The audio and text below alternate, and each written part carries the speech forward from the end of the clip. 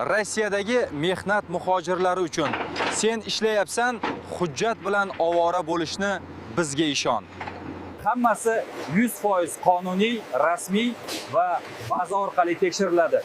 Трудовой договор 1 yillik. Уведомление tez va ishonchli. Registratsiya 3 oy, 6 oy, 9 oy yoki 1 yil. Hujjatlaringiz rasmiy tarzda tayyorlanadi. Hoziroq ekrandagi raqamga qo'ng'iroq qiling va hujjatlar muammosidan qutuling. Yevropa ittifoqi tez orada Rossiyaga qarshi 20-sanksiyalar paketini qabul qiladi, dedi Yevrokomissiya rahbari. Ursula von der Leyenning so'zlariga ko'ra, sanksiyalar Rossiya daromadlarini kamaytirishda va uning harbiy mashinasini zaiflashtirishda davom etadi. Dmitriy Medvedev Ukraina, Buyuk Britaniya va Fransiyaga yadroviy zarba berish bilan tahdid qildi. Bu shunchaki xalqaro huquq normalarining buzilishi emas, balki urushayotgan davlatga to'g'ridan-to'g'ri yadro qurolini topshirishdir.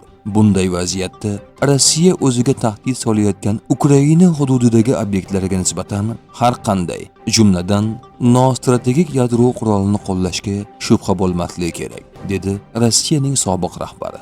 Medvedevning qo'shimcha qilishicha, zarurat tug'ilganda yadroviy mojaroga sherik bo'lgan davlatlarga ham zarba berilishi mumkin. U buni Rossiyaning simmetrik javob qaytarish huquqi deb atadi. Avvalroq Rossiya razvedkasi Buyuk Britaniya va Fransiyani Ukrainaga yadroviy qurol yetkazib berishga urinishda aybladi. Buyuk Britaniya va Fransiya faol ravishda Ukrainaga yadroviy qurollar yetkazib berish ustida ishlamoqda. Ular buni Kiyevning o'z loyihasi sifatida yashirishga harakat qilmoqda, deyiladi Rossiya tashqi razvedka xizmati bayonotida. Rus razvedkasiga ko'ra, mazkur harakatlar doirasida Yevropadan Ukrainaga yadroviy komponentlar, uskuna va texnologiyalarni yashirincha yetkazib berilishi mumkin. Ukraina muzokaralarni barbod qilish uchun Qora dengiz tubidan o'tuvchi turk oqimi va moviy oqim gaz quvurlarini portlatishi mumkin, dedi Vladimir Putin. Shuningdek, Putin federal xavfsizlik xizmatiga Rossiya kuch tuzilmalari xodimlari, siyosatchilar, amaldorlar va jurnalistlarni himoya qilishni kuchaytirishni topshirganini aytdi. Rossiya hududida sodir bo'layotgan ko'plab teraktlar ortida Ukraina turibdi. Ular Rossiyani mag'lubiyatga uchrata olmagach, yakka hamda ommaviy terrorga tayanmoqda, dedi Vladimir Putin. Putin shuningdek, Ukrainaning Rossiyaga qarshi yadroviy qurol qo'llash rejalaridan xabardorligini aytdi. Ukraina hech qanday vositalardan tap tortmayapti. Bizda ular yadroviy komponentdan foydalanish niyatida egaligi to'g'risida ma'lumotlar bor. Ehtimol Kiyev bu nima bilan yakunlanishini tushunayotgandir, dedi Rossiya rahbari. Vladimir Zelenskiy shundan so'ng Putinga xabar yo'lladi. Mening Putinga oddiy xabarim bor. Men yuzma-yuz uchrashuvga tayyorman. Biz urushni tugatishimiz kerak, dedi Vladimir Zelenskiy. Urushdan keyin Ukrainani tiklash uchun 10 yil va 588 milliard dollar kerak bo'ladi. Bu Ukraina hukumati, Jahon banki, Yevropa komissiyasi va BMT tomonidan berilgan baho bo'lib, ushbu miqdor Ukraina nominal yayim ko'rsatkichidan deyarli 3 barobar ko'pdir. Mamlakatdagi eng ko'p uy-joy, transport va energetika tarmoqlari ziyon ko'rgan. Eng yirik talafot front yaqinidagi viloyatlar va yirik shaharlarda qayd etilgan.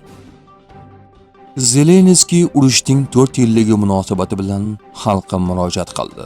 Bugun Putin Kiyevni 3 kunda egallab olishni va'da qilganiga 4 yil bo'ldi. Bu bizning qarshiligimiz. Ukraina shu vaqt davomida qanday kurashgan haqida ko'p narsadan darak beradi. Bu so'zlar ortida millionlab odamlarimiz, ulkan jasorat va mashaqqatli mehnat, sabr-toqat va 24-fevraldan buyon bosib o'tilgan katta yo'l turibdi.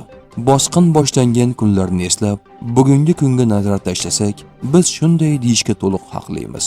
Biz mustaqilligimizni himoya qildik, davlatchiligimizni yo'qotmadik. Putin o'z maqsadlariga erisha olmadi. U Ukraina xalqini sindirmadi. Bu urushda g'alaba qozonmadi. Biz Ukrainani qutqardik. Tinchlik va adolatga erishish uchun hamma narsani qilamiz. Ukrainaga shon-sharaflar bo'lsin, dedi Ukraina rahbari. Biz Ukraina hududidagi harbiy amaliyotlarda ishtirok etgan barcha rossiyalik harbiylarning Schengen hududiga kirishga yo'l qo'ymaslik ustida ishlamoqdamiz, dedi Yevropa ittifoqi diplomatiyasi rahbari Kaja Kallas.